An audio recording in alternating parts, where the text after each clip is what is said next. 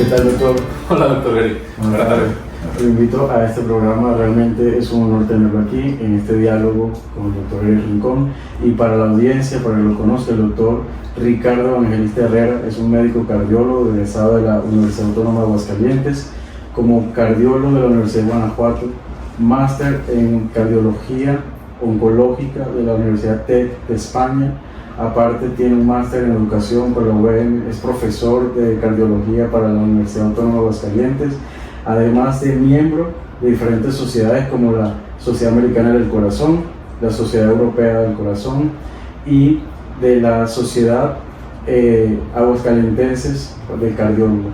Entonces, aparte, trabaja en la parte pública para el IMSS y en la parte privada tiene un consultorio aquí en Nefrocare. Realmente es una atención de calidad. Entonces, para nosotros es un honor porque aparte es uno de los pocos cardiólogos oncólogos del estado y aparte ha participado en la publicación de numerosos artículos, ha sido colaborador en la edición de libros. Entonces, estamos hablando de toda la información que se va a dar acá, va a ser información de alta calidad y de alto nivel. Bienvenido, doctor. Gracias, doctor. Muchas gracias. Fíjese que hay un pequeño sondeo que dice sobre la cardiología oncológica y realmente todavía resulta una especialidad desconocida para gran parte de la población de qué se encarga, y también que está en auge la cardiología oncológica. Entonces, en sus palabras, escríbanos e ilústrenos a nosotros, inclusive a la audiencia, de qué se encarga su especialidad. Bien, como tú dices, aún está en desconocimiento. Incluso en la población médica, habemos muchos médicos que todavía desconocen que existe esta formación. Y obviamente la cardio-oncología reúne a los dos titanes, por así decirlo, en la mortalidad de la población. Cardiopatía isquémica, cosas de cardiología, es decir, infartos, cosas así, es la causa número 1 de muertes a nivel mundial.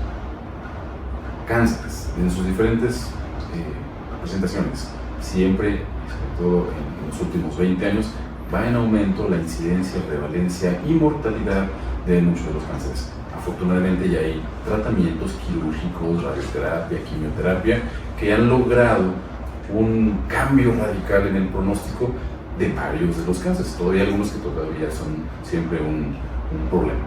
Pero la oncología, pues, obviamente, es una de las especialidades con más auge por número de casos y por lo que representa tener un cáncer, tanto en cuestiones de comorbilidades, el propio cáncer te puede generar complicaciones, y los tratamientos. Aquí es el punto, es el link, es el vínculo entre cardiología y oncología, porque el cáncer como tal te va a dar problemas. El oncólogo va a hacer su trabajo para resolver eso, el cirujano oncólogo va a hacer su trabajo, pero parte de los tratamientos, ya sea radioterapia, quimioterapia y algunas cirugías como tal, van a generar ciertos efectos. Es conocido por todos desde hace ya muchos años, efectos visibles a simple vista evidentes. La alopecia, la caída del cabello en alguien que está con quimioterapia. Este diagnóstico de pasillo, mira, trae un turbante, se está cayendo su cabello, es parte de que está venciendo el cáncer tal vez, está con la quimioterapia, muy bien. Eso es un efecto de toxicidad, es un efecto adverso de los tratamientos para el cáncer.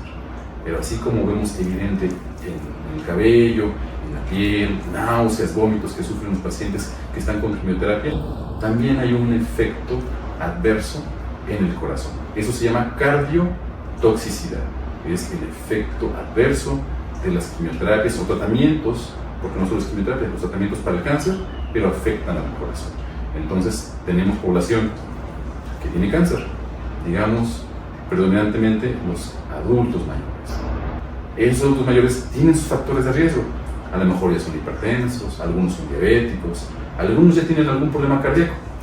Juntamos problemas de base cardíacos con problemas de cáncer, más le agregamos la quimioterapia, es ahí donde a veces el corazón no soporta esas quimioterapias. Y finalmente el desenlace es adverso, no porque el cáncer haya matado al paciente, sino porque el corazón no soportó el tratamiento y finalmente el corazón fue el que falló. Entonces, actualmente esta cardio-oncología busca integrar estos conocimientos y desde un principio decir que este paciente está en tales condiciones suficientes, adecuadas, óptimas para combatir el cáncer.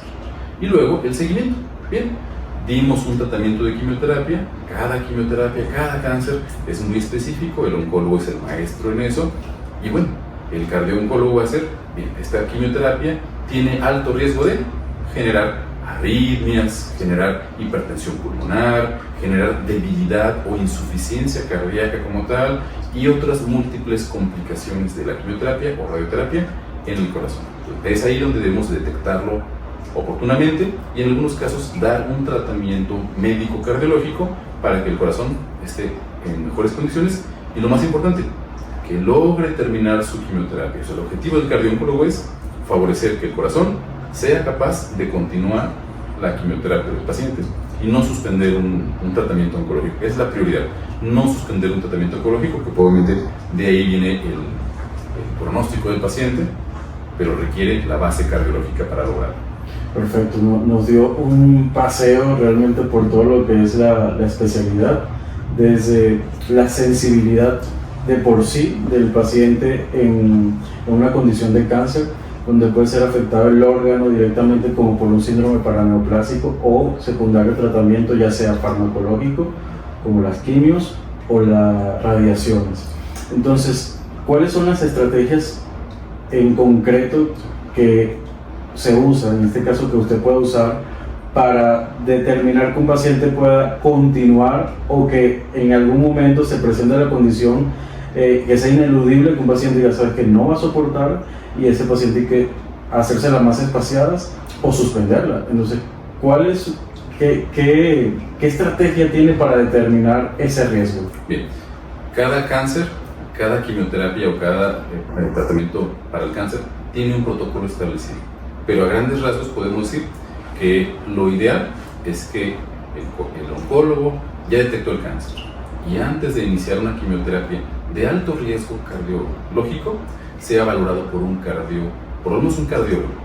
Cardiooncólogos no vemos muchos todavía, pero cardiólogos sí. Entonces, que lo vea el cardiólogo y que determine su riesgo o su base, si tiene una buena enfermedad cardíaca, valvular, cardiopatía isquémica, arritmia, es decir, cómo llega el paciente para empezar a enfrentar el cáncer. Entonces, ese es el primer paso, tener una base.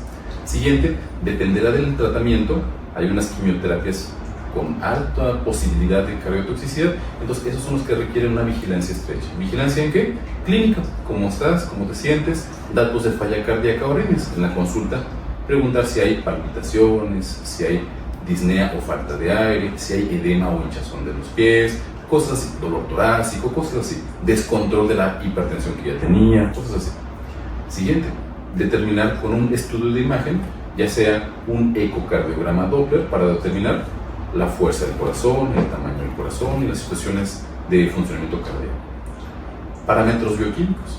Si hay sustancias que nos dicen que también está funcionando el corazón, por ejemplo el péptido natriurético para ver si hay falla cardíaca, algunos otros marcadores como la troponina para ver si se están lastimando, muriendo, lesionando células cardíacas, y otros de la coagulación, por ejemplo el diplo D, entre otras sustancias. Pues el conjunto de estos parámetros bioquímicos, un estudio de imagen, el análisis de la clínica del paciente, son los parámetros más importantes. Y a partir de ahí, cada protocolo será cada cuánto se tiene que hacer una revisión de esto. Para quimioterapias de alta probabilidad de cardiotoxicidad, entonces si hay protocolos de cada 2 meses, cada 3 meses, hacer una revisión para ver si soporta el siguiente ciclo de, ustedes saben que las quimioterapias nos dan por ciclos, entonces dependerá de eso, si soporta el siguiente ciclo. También hay quimioterapias y hay radioterapias de efecto temprano y efecto muy tardío de la cardiotoxicidad, es decir, puede ser que en este momento no esperemos un evento adverso, pero el paciente debe seguir en vigilancia. A los 5 años tal vez el oncólogo dijo, no hay actividad, está todo muy bien, y le ponemos una estrellita al paciente que curó del cáncer y solo está en etapa de vigilancia. El oncólogo debe tener la suficiente sapiencia para decir, bien, no hay actividad del cáncer, muy bien, vamos a seguir en vigilancia, pero tal vez la radiación que le dimos, la quimioterapia que le dimos, todavía puede tener un efecto muy tardío, hasta 10 años, hasta incluso algunas radioterapias, 15 años después de haber dado el tratamiento, aparece el efecto adverso en el corazón. Entonces hay cosas de ahorita, me pongo la quimioterapia hace una semana y hoy tengo insuficiencia cardíaca. O hay cosas que me dieron radiación hace 5 años y apenas hoy tengo un efecto de radiotoxicidad en el corazón. Entonces sí es protocolos diferentes. Precisamente hablando ya de las complicaciones cardíacas, en la revisión estadística cuantifican a la actualidad hasta 20% de todos los pacientes que se someten a tratamiento, sean farmacológicos o de radiación, pueden presentar esos efectos secundarios. Entonces, ¿cuáles son las medidas que post tratamiento se pueden hacer para vigilar y tratar en la medida de lo posible de ser diligente en determinar y detectar esa complicación y tratarla a tiempo? Bien, específicamente lo que me preguntas de radiación, pues prácticamente el efecto físico de la radiación es en el momento que lo estamos aplicando, hay medidas de barrera para limitar la toxicidad hacia el corazón. Lo más frecuente es cáncer de mama. Entonces, cáncer de mama, si es el lado derecho, seno derecho, pues prácticamente ahí la radiación cada vez es mucho más puntual. Tiene mecanismos de colimación para que el área, el volumen al cual va a ser sometido la radiación sea muy específico, sea más preciso y limitar a otros órganos. Antiguamente no existía eso, entonces la radiación prácticamente era en bloque y entonces todo lo que estaba cerca era radiado. Actualmente ya es cada vez más preciso y hay parámetros para limitar eso. Entonces eso es lo más importante, que se haga con protección. Seno izquierdo, pues obviamente ahí está de vecino directamente el corazón, ahí es más complicado. Entonces el tener radiación al seno izquierdo, a pesar de las medidas, siempre hay una radiación residual y puede afectar al corazón. Entonces, ¿qué medidas a mediano plazo? Pues obviamente estar en vigilancia, ya sea, dependiendo del cáncer, un ecocardiograma, una resonancia cardíaca, en algunos casos tomografía, para evaluar si hay engrosamiento, si hay fibrosis, si hay comportamiento de pericarditis a largo plazo que generen eso. Ok, hablamos fuera de la entrevista sobre la situación económica y el cáncer como una enfermedad que consume el presupuesto familiar, y en caso de una persona no contar con ese presupuesto, ¿cómo es el manejo? ¿Cuáles son las recomendaciones que se le hacen al paciente y al grupo familiar? Claro, como enfermedades, solamente muchos de los medicamentos y tratamientos son de alto costo. Entonces siempre es un tema de farmacoeconomía muy importante. Entonces, hablando de la globalidad de la enfermedad, los tratamientos, sí tenemos que involucrar a la sociedad como tal, desde instituciones públicas, seguros como tal de gastos médicos, y obviamente siempre genera algo de conflicto al respecto. Entonces, no es que el tratamiento como tal sea lo más costoso siempre, pero tenemos esa idea. Entonces, habrá que ver cuál es la quimioterapia. Hay quimioterapias bastante accesibles. ¿Por qué? Porque ya tienen años. Siempre los medicamentos, cuando van saliendo la patente, por el volumen de inversión que se le hizo para generar una molécula tan avanzada, tan especializada, un anticuerpo monoclonal que va dirigido hasta eso, pues obviamente son millones de dólares que invirtió una farmacéutica para lograr tener esa molécula después de fase 1, fase 2, fase 3 de investigación, y finalmente logran. Entonces, obviamente es una inversión que tiene que recuperar. Siempre es un detalle importante, y obviamente tienen cuestiones sociales, éticas, morales, al respecto de el acceso universal de los medicamentos. Entonces ahí sí tendríamos que estar hablando con políticos de salud pública, aseguradoras, y pues obviamente sí es un gasto, incluso puede ser un gasto catastrófico para alguna familia. Porque hablando del tema de la ética, es importante la vulnerabilidad del paciente, del grupo familiar a nivel psicológico, de lo que representa el impacto de una enfermedad como el cáncer. Entonces, ¿cómo es la relación idónea, ¿no?, del equipo médico multidisciplinario con el grupo familiar y el paciente? Bien, como tú dices, es un shock, incluso puede ser un shock emocional para el paciente. El hablar la palabra cáncer, escuchar la palabra cáncer, siempre mueve muchas fibras en nuestra psique. Aquí el punto es eso, que por lo general debe ser bajo un team, un grupo, en el cual se integre un psicólogo y en algunos casos un tanatólogo. Es decir, la palabra cáncer sí está ligada al desenlace de mortalidad per se. No todos los cánceres son de alta mortalidad. También poco a poco nos vamos quitando esa idea de que cáncer, me voy a morir, ¿no? Puede ser que tengas un cáncer con alta tasa de supervivencia, la tasa de éxito, quimioterapia, radiación o una cirugía de bajo riesgo y te quita la palabra cáncer. Entonces también hay que abrirnos a no cerrarnos pues a que ya me dijeron cáncer, ya no quiero nada, no me haga nada, mejor me voy a morir, y no era para eso. Entonces también eso hay que irlo cambiando poco a poco en nuestra sociedad. Obviamente está influenciado por medios de comunicación, series de televisión, películas, todo eso nos va heredando nuestra forma de percibir eso. Hoy en día hay palabras que a lo mejor no se escuchan tan feas como cáncer y tienen mayor mortalidad que muchos de los cánceres. Por ejemplo, fibrilación auricular, insuficiencia cardíaca, otras cosas cardiológicas que tienen mayor mortalidad en algunos casos que muchos de los cánceres. Entonces, las dos cosas. Hay cánceres de alta mortalidad y obviamente integrarlos a un equipo tanatológico, psicológico y éticamente ubicarnos en las posibilidades del paciente. Siempre hay algo que le podemos hacer al paciente. No hay cáncer que digamos, no hay nada que hacer. Esa frase ya no existe. Siempre hay algo que debemos hacer. Incluso, si es necesario solo quitar el dolor, nos quedamos con esa meta, pero hicimos algo por el paciente. Tal vez haya un cáncer que ya sea irresecable, hay un cáncer que está en etapas, son estadios, una etapa muy avanzada, con metástasis, bueno, la probabilidad de curación es muy baja, pero hay algo que hacer.